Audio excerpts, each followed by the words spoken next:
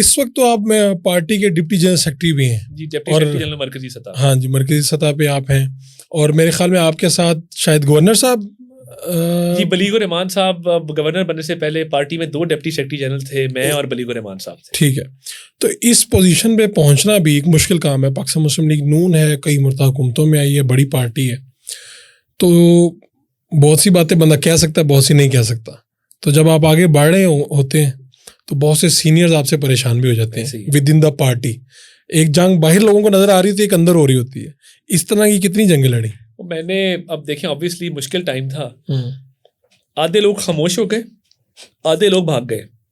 बोलने वाले 2-4 थे जो पूरे सिस्टम के खिलाफ, आमरीत के खिलाफ, जेलें हैं तो अता तारड़ वहाँ पे, कचहरियाँ हैं तो अता तारड़ वहाँ पे। ये 4 साल जो 2018 से आगे से 22 तक, अब स्पेस बड़ी पैदा हो गई और पार्टी के लिए दिन रात एक किया, खून पसीना लिटरली। बहुत से सीनियर्स वाकई खामोश हो गए थे, आसान काम मिलते ही नहीं था। मैं फारूक साहब आपको बताऊं, बड़ी बड़ी थ्रेट्स आती थी, बड़े बड़े मैसेजेस आते थे उस दौर में, पूरा सिस्टम खिलाफ था और क़यादत पूरी जेल में थी। कचहरियों में मैं हूँ, लीगल कोऑर्डिनेशन मैं कर रहा हूँ, जेलों में मैं जा रहा हूँ। मतलब सुबह इस्लामाबाद है तो शाम जो है वो लाहौर है, लाहौर से फिर टच डाउन करके फिर इस्लामाबाद है।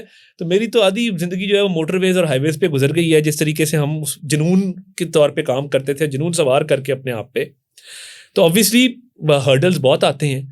बट क़यादत का शुक्रिया कि उन्होंने मुश्किल टाइम में जो मेरी खिदमात थी उसके सिले में मुझे पार्टी पोजीशन मिली, और वो बड़ी मेहनत और तगदो के बाद मिली। क्योंकि वो कई दफ़ा ऐसा होता था कि मियाँ साहब जिन दिनों हॉस्पिटल में भी थे और बाहर जाने से पहले उनके, तो पूरी रात जो है वो हॉस्पिटल, सुबह 6 बजे अदालत, 2 रातें सोते नहीं थे।